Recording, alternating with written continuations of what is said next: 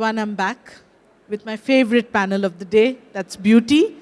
And there's a lot happening in beauty right now. We have the traditional players, we have the new age beer players, we have Korean brands who are in India and making a wave. So we'll start right away with Minnie. Minnie, tell us, how have you actually managed to make Korean beauty a trend in a very traditional beauty market like India? And as everyone says, there's not one India, there are many, many Indias. So what is the secret? Yeah, so hi. Thank you for the question, Nandini. It's again lovely to be here, by the way. Well, I think, we launched Innisfree in the year 2013. So it's been actually over a decade that we are in India. So we kind of, when we launched, we kind of studied the market for 2 years and all that, what Indian consumers really want, And of course, we kind of, did an amalgamation of the traditional beauty of even Asian beauty, what would I say, the Korean beauty, and also the Indian beauty in that manner, We understood the market, that how Indians work and all. And it's always, in terms of your Gen Zs and millennials, what they exactly want, the trend these days, in fact. So we have kind of developed that also up to the mark. And we keep developing new products, which is the need of an hour, I think, and which, our consumers also want. So, traditional beauty, of course, is like a holistic beauty, what we do, and, married to the technology, the modern cutting-edge technology, I would say. And for an example, my brands like Innisfree and Silvasu. So we have this green tea and ginseng, made out of. So we actually store them, in the kind of a technology so that they, don't get raw and all. So they maintain, their potential to have in the ingredients. So I think that's, mainly I would like to say in this manner, yeah. Fantastic. So Arina, I'll come to you. It's a legacy brand. How is Oriflame adapting to the times where most of the audience, the young beauty audience, is all digitally native? What are you guys doing? So few things here. For sure, we have a portfolio of iconic products, which they still know.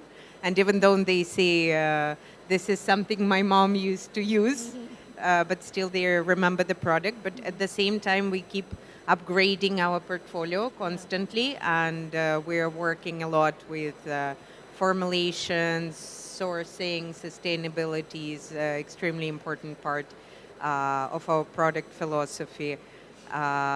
So we keep creating something that is close to the market.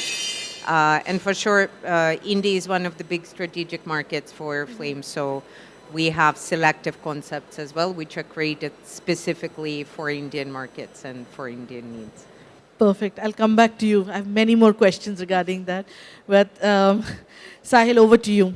You started a new brand, Mila Beauty, and it became popular very soon. What was the secret? What was your journey like? I'm not sure if I'm going to tell you the secret sauce for that, but I think for Mila Beauty, I think it's been pretty simple. We are a new age brand, but we are following the traditional method, which is we are a retail first brand instead of being D2C first. So I think the sauce, if I may say, was to reach out to where the consumer is. And I think to give to them what they want and not what we fancy in our boardrooms, and at prices which is, what I like to call as everyday prices. So I think to give them that, because like we've already said, India carries a lot of India within it. So I think this is a brand which is primarily for the India 2, which lives in the India 1. And this is a brand designed purely and only for them. Fantastic. So your first choice is Gen Zs? Or you're targeting millennials also? No, so I think that's where the differentiation is, that we are not essentially bound to say this is a Gen Z brand, and I don't, like the blush is not always spooky, because that lingo is something we are also adapting ourselves to. But I think while Gen Z is a very new audience, and it's an audience which converts very fast, but being a millennial, I feel the millennial audience is also the large audience which India still carries, and is a lot more loyal audience. I was going to use that word, Yeah, loyal. yeah. So I think I don't think we are designing the brand for Gen Z. No, we are not. We are designing a brand for a value conscious consumer who's looking to buy products which are in India for India, and that's what the brand stands for. As much as I admire K Beauty and I feel what they do is brilliant, but I think we want to pioneer with iBeauty. So yeah. Lovely. You know, after a long time, I've heard someone say that it's not a brand just for Gen Zs. We are targeting someone else as well. Thank you. So, Rayad, I'll come to you. You have many brands under your portfolio. So, is collaboration the way for the future of beauty? Collaboration with? Collaborations between partners, even limited editions. Is See, that the by largely we are, connecting to the B2B industry first. As a portfolio of the products and the brands that we have, we first look at going to the professionals. Once we go to the professionals, they build the trust with us. The brand is approved to be serviced and consumed and resold by them. It comes with an additional stamp of verification, like it's verified. It's like a doctor prescribing a medicine. So it's the doctor who's consuming themselves is where, for us, is the victory. If the professionals start using all our products and brands, then that says it much more than what we can actually market and advertise. So that's our intention. And while we enter into a B2B space or a corporate space, we try to identify the gaps in the market, which we are able to fulfill with our expertise, with a team of educators, trainers, and of course, getting the right product at the right price, which is the pulse of India. So, and I think everywhere in the world as well. So the formula is very simple, just get what is needed, just get the basics right, advance will follow. So that's where we are suitably comfortable at. lovely? Minnie, I'll come to you. Your brands is K Beauties, most of them. I think all of them are K. All of them is Korean beauty. Yeah. So, and it is also targeted towards these Gen Zs whose attention is very, very limited. So, and they are not loyal as the others. So, You're loyal to us, by the way. you do have millennials also, like me. So, what is the key that has held on to this loyalty, as if you're using that word? Is it the sustainability part? Is it the clean beauty? What is that click that is getting you these customers and they're holding on to their attention? I think it's, a kind of like the points that you raised, is sustainability and clean beauty. I think it's everything inclusive, because I'm managing 4 brands in India, and like most of them actually talks about sustainability, clean beauty. Like Innisfree just got PETA verified, certified, and we are also having vegan products under Innisfree and Etude, which today's Gen Z and millennials are demanding, because that's the future actually. And in fact, that's not the future. That's, I think, is the core right now. We all want the a greener, more beautiful planet, and we are looking that. And when Gen Z or millennials say that we want these kind of products, we as brands, go back and think actually into these lines, and we are doing that way, because this is the now, and this is going to be the future also. Plus, I think the key, what you said, that, what is holding on to also, I feel, it's the, kind of, I would say maybe Korean beauty, because we kind of give, every quarter, every, 30% is always a new product for, Gen Z or millennials, because in beauty industry, that is the demand. People look out for the new, new products. Of course, the old products does not go like that. We have loyal customers, for example, Laneige Lipberry, the small, SKU, the product is getting like a good percentage, in my business actually. And we have much loyal customers for that also. So it's the kind of, the core of the brand that is there. And I would say the, the consumers' believeness also in us, a more Pacific, and that we give, effective products to the consumers, and clean beauty and sustainable. So I think in all, I think, that is what I would like to say in that part. Lovely. So Oriflame has always promoted clean beauty, right? But are there any challenges to this direct selling model that you guys are still doing? And what is your secret to still, if it's still producing good results? I would say the main challenge is that we're people's business, and it makes us 200% more answerable to consumer rather than retail brand. And that is the reason why quality is non-negotiable. So we might spend a bit longer time developing a product, looking for a more sustainable way, starting from formulation to production itself. So that's the core to success. And I believe another thing, even though Gen Zs are less loyal, but they would want to know what is in the product. They will go for quality and product that they want rather than for the brand. So maintaining this. Any plans for Oriflame to enter the quick commerce or e-commerce? No, None. we will remain direct to consumer. However, in the recent few years ago, we opened the model when people can just come register on our website and just consume for themselves if they're not interested in building their small side business. Lovely. So it's available. Great. So Sahil, tell us one thing. With this, not only Gen Zs, but even millennials today hop on beauty trends. The trend today might not be there tomorrow, but they hop on and they are buying different products to just get that. Is that a sustainable concept in beauty industry? And do you think this is what is going to show the future?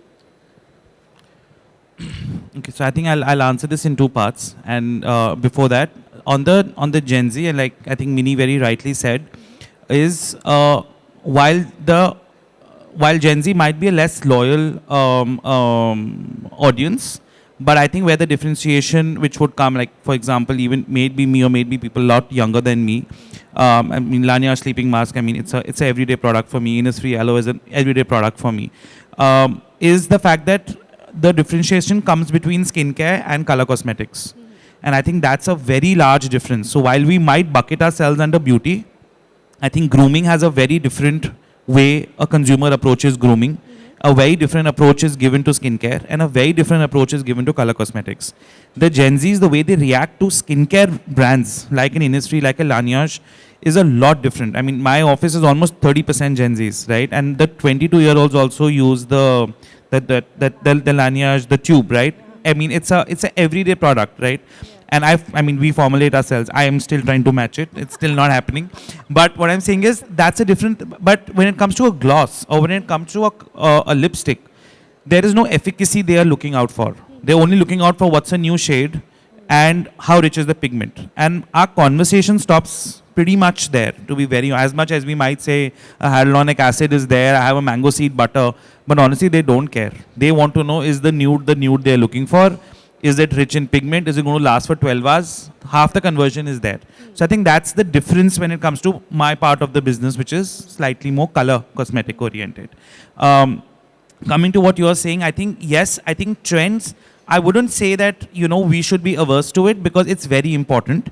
I think a lot of us, and, I'm sure Mini would agree, is that the product team becomes so core to the business. Like for me, my product team is so dear to me, right? I mean, as a founder, everyone's very dear to me, but my product team is very dear to me because after a point of time, I run out of conversations to make, right? Maybe at a retailer, maybe at a Nykaa, maybe with a creator, right? They want a new conversation. And I think strategically for a lot of the sales and business team also, NPD is a new product development or a trend to hop on is to make conversation. That may not be the end sale, the product which is sold. So you might get a lot of traffic, you might get a lot of engagement, you might get a lot of eyeballs. So I think hopping onto trends is very important, and I don't think we should, say, oh, it's not a sustainable way to grow. But the growth is not essentially may not come from the trending product. It will come from your entire portfolio if you have a strong brand and your brand values are strong enough. But the trending product is important, and we must, keep innovating, because somebody in the ecosystem is innovating for all of us to hop onto that brand and be inspired, so to say. But I think that's more for the attention. So, we all are talking a similar language, like, if I talk about makeup holographic, it was a big trend and everybody was talking holographic. It fizzled away. Cushion foundations. Cushion foundation, big thing, right? Now, Twitter is in India, now everyone is back. Cushion foundation already happened last year, but Twitter is back. So again, they are here now. Again, the cushion foundation is back. At the end of the day, you're not beating a Fit Me, you're not beating the NARS. NARS will continue selling, right? But it's a trend to make a conversation, so foundations will suddenly get back into conversation. SPF, similar. It's just a conversation. SPF, lip balm, what are we doing? But SPF is a conversation, it's a trend. So we want to put SPF in everything we can do just to get the keywords right, to get the part of the trend, get the hashtags out. So I think it's pretty much that. Perfect. So, SPF-based shampoos. Is that a new thing that you've seen? Please tell us about it. So the recent trends that's going on globally is shampoos with UV protection. What are they protecting? Sunlight directly coming to your hair. On the hair. Yeah. But you need it. I've burned my hair literally when I moved to Asia. So UV protection for hair in shampoos, conditioners, and serums and styling product is going to be seen very soon in India, probably from the first quarter of 2025. Are you getting them to India? Yeah, of course. Tell us about it. I'll discard all questions that I have. Please tell us what is So, the future that so you're we have a seeing? brand which we distribute called Cadivio. It's from Brazil. It also has a sub-brand called Brazil Cacao, and it's currently into hair smoothing systems and hair protein treatments. We are one of the only brands that has vegan hair smoothing systems, which is PETA certified and collagen in the hair. And they have come out with a portfolio that we've recently did our registration to import, which is called Sol de Rio. And it's a beautiful yellow color packaging. And its entire portfolio is only about UV protection for hair. It has all the coconut milks and everything that is required. But it is already being very popular in the West, where when the summers just went away, and a lot of people who explore going to beach, etc., are preferring to use UV care shampoos and going in. I have a question there. So in India, when we talk about SPF or UV protection, it's generally for the skin, skin not darkening and not getting acne and all. So when you're going to market it, what is your strategy there? How are you going to market it for hair? Because hair turning dark is a good thing. Yeah. How are you going to market it? I So want to know India is a great market where hair color is also largely used, right? The sun affects the hair color. Hair color, of course, gets faded with washing, but at the same time, the effect of sun, if it can make the skin darker, it can also change your color tone. So any kind of protection from any kind of a UV damage is what people are definitely up to. So hair would be the next best thing that they want to protect, because obviously there is a lot of exposure to the hair than other parts of the body when it comes to climatic or pollution and things around. So any kind of a layer of protection which can protect you from UV will also have some kind of an anti-pollution activities as well. So it's about educating people that, this is something which would be the next solution maker for them. Perfect. Thank you so much, Rayat, for that. This is My pleasure. brand new information. So I'm going to ask all the panelists one question, the same question. What is the next big trend that you're predicting in the next 2 years in the beauty industry, specifically to India? You can all think. It's okay. If I just tell, then what's the point of launching products? You have to say something to me new, right? We already know everything about Amore Pacific. Tell us, what is the next big trend that you spot? Did you say 2 years? Okay, 1 year. 2 years is a lot, actually. We only plan quarter, I believe. Next Things quarter. changes like in a quarter or a half year. Next quarter. Day or night. That's specific. You can say for day or night. So, well, I think India is, I think, one of the fastest growing market, per se for India, for beauty. And I think all countries are literally eyeing on India because the growth is massive, and same goes for South Korea, our partner, our, owners there and all. And so we will be launching, decent products, in due course of time. And it will be like new launches in all my 4 brands, and it will be basically for the, something related to sun, of course, because, there's a sun season coming soon, and we actually, go ahead and, plan like 6 months ahead. It's almost there now. So I think, also if you actually Google out there, Korean sunscreens are actually, one of the famous sunscreens. Like, people really like it. It's not, there are multiple reasons, of course. It's hydrates your face while protecting your face and body. And of course, it also doesn't leave the white cast, which a lot of Indians, usually have that, and other people also have that issues. Plus, we have various type of sunscreen. If like tinted sunscreens, which actually works as foundations also, at times there are women or, men who does not want to apply, very heavy sunscreen. So that is also there. So I think there will be majorly something coming up for the sun, for sure, for, a more Pacific. And I think I would like to end this, like, India is the market which actually everyone is, eyeing. So yeah, there is a lot of development and a lot of, even our brands are actually doing a lot of development for that. Yeah, thank Lovely. you. Arina, what is your take? I would Which trend? say holistic beauty.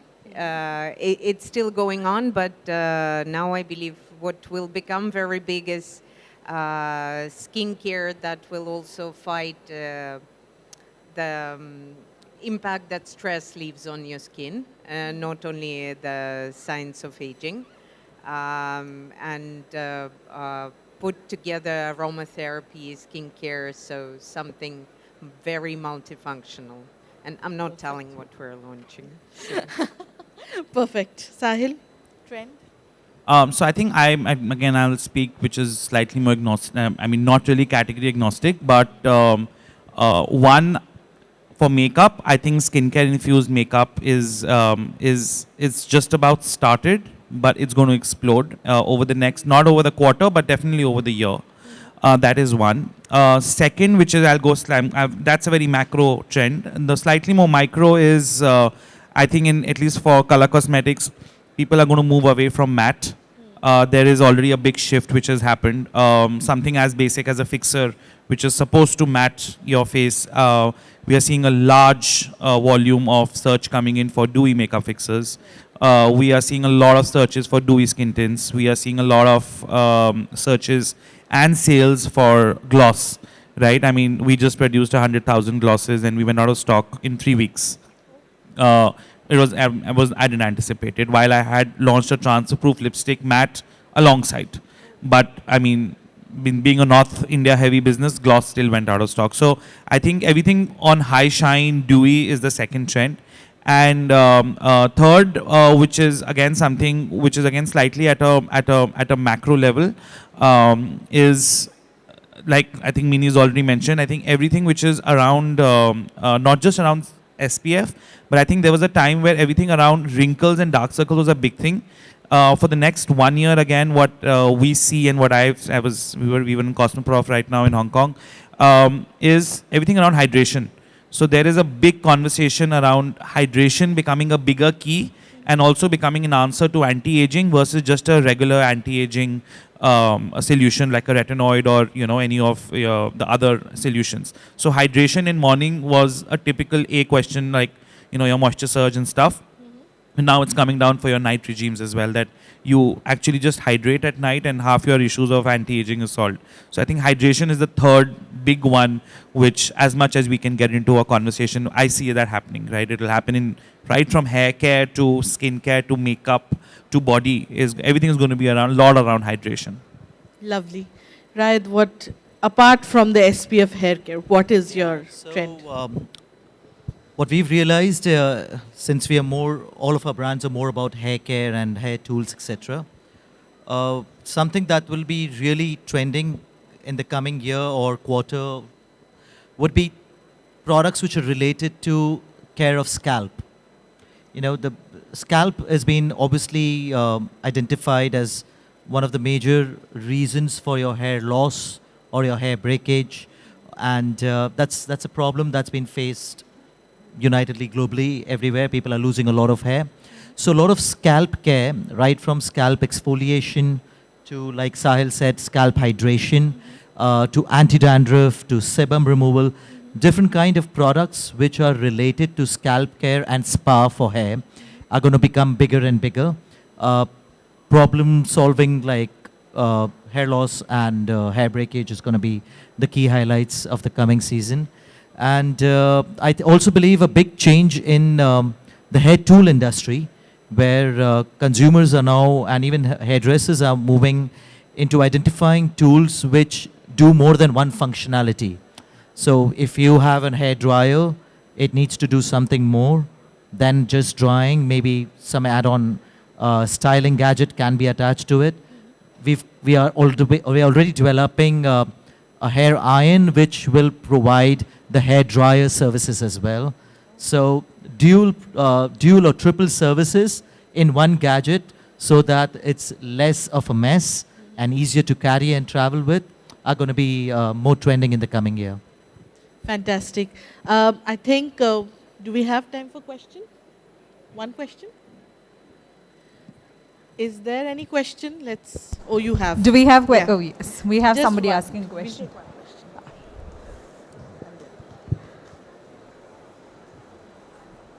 I'm Abhi Saraka. I run an online digital agency. My question is for Minnie and Sahil. So your model to go-to market models are very different. I want to ask Minnie, like your products are alongside other brands, right? Maybe in a physical store. I think I've seen your products. Same thing with, let's say, a Purple or Nykaa or whatever. So how do you like sort of differentiate? Like it is kind of difficult because, you know, we are inundated with so many product messaging, right? Like how do we stand out? Like in a physical store, it literally depends on the beauty advisor, right? And how well they convince me, because they're always like hovering and saying, you should try this or try this, and there's an offer here. So how do you compete in that market?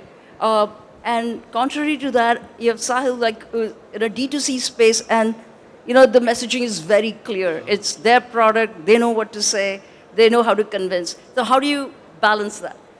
So yeah, that's a good question, by the way. It's, you know, it's completely cluttered right now, I would say, the beauty market. But how do we differentiate is this, that, you know, first of all, with the key ingredients, you know, we have you know, More Pacific, and specifically my brands are known for their key ingredients. We source everything from South Korea, and South Korea is actually one of the biggest, you know, skincare hub, I would say. And I don't have to like emphasize on that. I've seen myself when we launch Innisfree, and you know, sheet mask, when we launched, like literally each and every brand in India copied that. And they actually got it from Korea also. Like I don't want to name the brands here, but you know, they did that. And even our multiple other products have been, you know, copied. Like for an example, Laneige, which is leading the sleeping category, you know, sleeping mask, I would say. That is again been, you know, copied and all. I think, you know, altogether, More Pacific, Innisfree, Laneige, Etude, and Silvaso has been leading in somewhere or the other product development and the categories, I would say. And this is what we are actually, you know, differentiating ourselves, you know, with the other brands. And consumers who know us, they definitely go for our brands. But what we are also giving, you know, additionally, is the newness in our products. That what I said, you know, in the conversation also, that every time you need to give that newness to the consumers so that they hook on to you actually. So there's always a, you know, kind of craze from the consumers that what next is coming. You know, so that research and development always happens, you know, of course in, you know, our HQ, but they do check with all the countries also that what is the required thing in your own country. So same as India, you know, we do have our own discussions with with HQ and also that does happen. And of course, at the local level, the kind of content that we make, and onboarding our brand ambassadors or influencer marketing, our digital strategies, how we want to strategize differently with the other brands. So I think, it's a kind of, overall thing, starting from the ingredient, the product, the strategies. I think the kind of collation of everything makes the brands, kind of very different from what we already have in India right now. In fact, multiple Korean brands are there now. It's tough to compete with them also. But again, people know us, so they, of course, purchase what they have to go back. And that's where the loyalty also matters. That's what I said. That still the oldest SQ of Laneige is still people are crazy about it. For Innisfree, the green tea seed serum and volcanic pore clay mask, people are literally crazy about these products. Etude, the tints. There is a competition, in India, but tints are again, very sweet points. The price points are so sweet that people really, it's again resonates very well with the, young professionals and Gen Zs. So I think that is where we have our strategies correct. I think for Mini has said it all. But I think that the key differentiation which would come here is obviously Mini's brands are all legacy brands. And definitely, I think will always have an edge in the market. I hope they always have an edge in the market. I think for us, being I would not just say a young brand. I think being a brand which is, like I said, made in India for India. So I think for us, the three other brands might say the same thing, might offer you the same thing, maybe around the similar pricing index. So I think what we try and work on is, I think, our relationship with the customer. So I think while product, I think we've got it right, and to be very honest, a lot of people have got the product right today. So I'm not sure how much I will differentiate in terms of the superiority of my product, but what I definitely differentiate is how am I offering that to my consumer, what is my relationship with my brand, with my consumer, and I think that what will keep us, for the long run is the kind of relationship we build with the customer. So I think it's a slightly more brand first and a customer first approach vis-a-vis probably just a product play. Thank you so much. This was a great discussion, and we look forward to the new hair SPF. The rest of them, I'm pretty sure I know about them. So this is something that we